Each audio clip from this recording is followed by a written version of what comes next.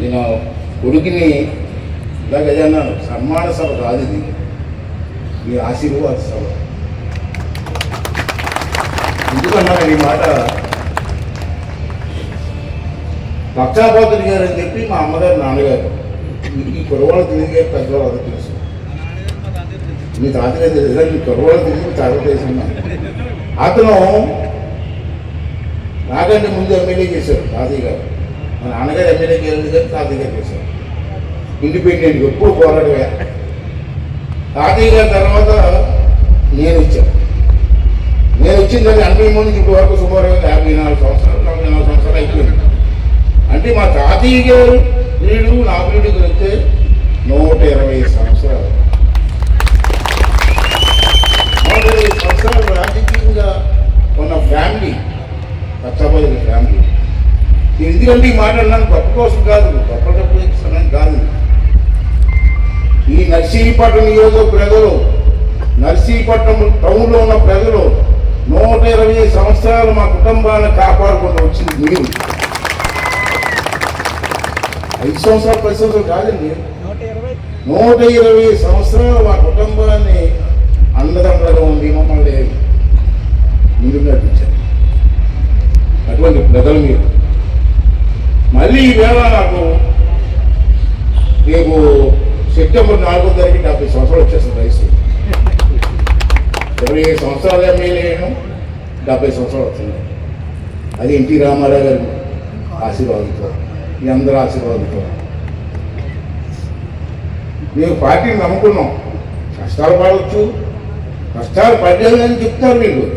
ఆ పార్టీ వల్ల మాకు ఎంత గౌరవం వచ్చిందండి, మన ప్రాంతానికి ఎంత గౌరవం వచ్చిందండి, అది మర్చిపోతాం మేము. అందుకే ఎన్ని ఇబ్బందులు వచ్చినా ఎన్నోసార్లు నన్ను రండి పార్టీలో మారని నో, ఆ జెండా కప్పుకొని చచ్చిపోతాను చెప్పాను.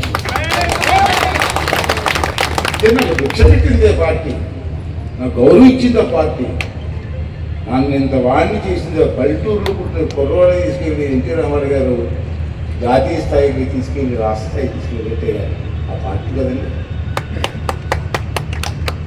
దాన్ని ఎలా మర్చిపోతామండి, ప్రశ్నే లేదు. వీరభద్ర గారు మేము అందరూ కలిసి పనిచేసాం. పెద్ద ఆయన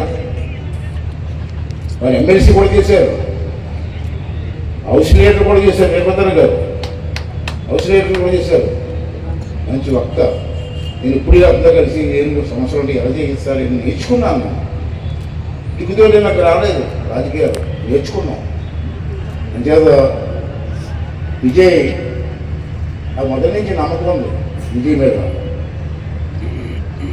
నాకు ఎన్నోసార్లు నేను చదవరా అని చెప్పాను, చదవరా ముందు చదువు, నీకు ఎంత ఓపుగా చదువు అంటే ఆడు కష్టపడి కాన్వెంట్లో చదవలేదు. నువ్వు విజయనగరం జిల్లా పక్కనే ఏ స్కూల్ అది గుళ్ళో ఆర్ఎస్ఎస్ స్కూల్, ఆర్ఎస్ఎస్ స్కూల్లో జాయిన్ చేశాను. అప్పుడు కుర్రోడు మా ఆవిడ నేను వెళ్ళి జాయిన్ చేశాం. మా ఆవిడ కళ్ళని ఇప్పించుకుంది ఆ స్కూల్ చూసి. ఇదేంటి కుర్రోని తీసుకెళ్ళి స్కూల్ పరిచెప్తారా, కొడుకోని మంచం లేదు, తినడానికి కంచం కనపడలేదు, కొన్ని స్కూల్లో వేస్తామని తిట్టింది. ఇప్పుడే తిట్టింది అలా కాదైనా మాట మంచి స్కూలు డిసిప్లిన్ ఉంటుంది అని చెప్తే 10th క్లాస్ వరకు చదివాను. అదే 10th క్లాస్ హైదరాబాద్ ఇంజనీరింగ్. తర్వాత శాసన్ గారని అతను స్కూల్లో ట్రైనింగ్ అయ్యాడు. తర్వాత అమెరికా వెళ్ళి 2 సంవత్సరాలు ట్రైనింగ్ అయ్యాడు.